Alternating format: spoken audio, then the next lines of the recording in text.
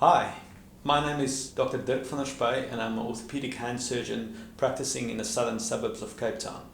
Welcome to Cape Hand Surgery.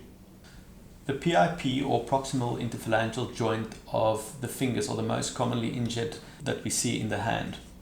The spectrum essentially is anything from a mild sprain to the finger at the PIP joint all the way through to a complete dislocation that have to be relocated.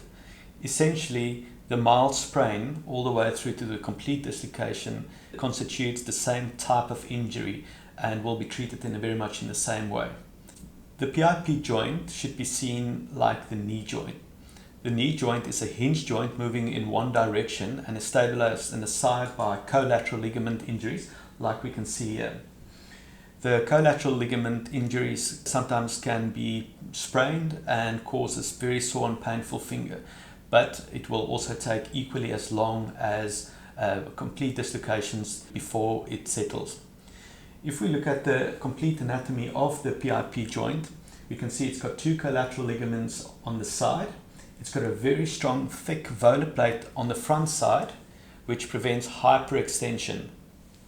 And on top, very important, the extensor tendon attached to the proximal part of the middle phalanx. Now, in order to dislocate a PIP joint, it must be seen as a very big injury to a small finger. You usually have to tear the volar plate with one or both of the collateral. When you dislocate to the volar side, the extensor tendon usually tears off.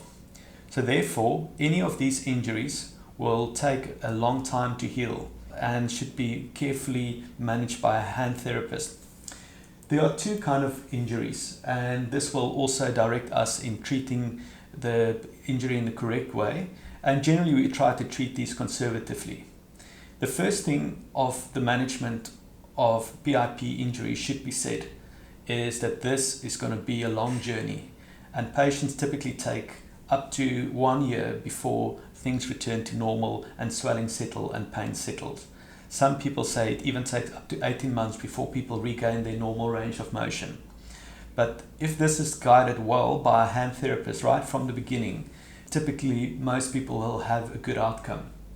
The most common dislocation is a dorsal dislocation, and here we can clearly see a finger move to the backside of the joint, and you will now understand that the volar plate must be torn for the bone to reach that position. Here we can clearly see that the volar plate has pulled a piece of bone out. It's called an avulsion fracture, and in this position you can see it goes into a hyperextended position. Dorsal dislocations, once they are reduced, typically heal well. We tend to not to operate these, and most of them can be treated conservatively. Initially, they need some splinting and resting until the inflammation settled and the swelling settled, and then we mobilize them in a very structured way. Our biggest enemy with the dorsal dislocation is the flexion contracture, because the volar plate heals with vengeance. Therefore, we might have to wear night extension splints to prevent that from happening a couple of months after the injury. The rarer volar dislocation means the distal part, the middle phalanx, dislocate to the volar side of the PIP joint. Now you can understand that in order for that to happen, the extensor should be pulled off. Here we can see a small bony flake just proximal to the middle phalanx, suggesting that the extensor tendon have been pulled off. The extensor tendon will typically need to be reattached surgically if this is the case. Otherwise, this will form a progressive deformity, botonia deformity, and the patient will be unable to extend the finger. Typically, volar dislocations will need surgical fixation and will then follow the same protocol for rehabilitation purposes. In summary, PIP injuries are very common. They are the most common injury, and it's a long journey of recovery. Most of them will do well if treated well by hand therapists right from the beginning, and the volar dislocations with extensor tendon injuries might need surgery. If you've been battling with one of these, come and see us as soon as possible so that we can help you.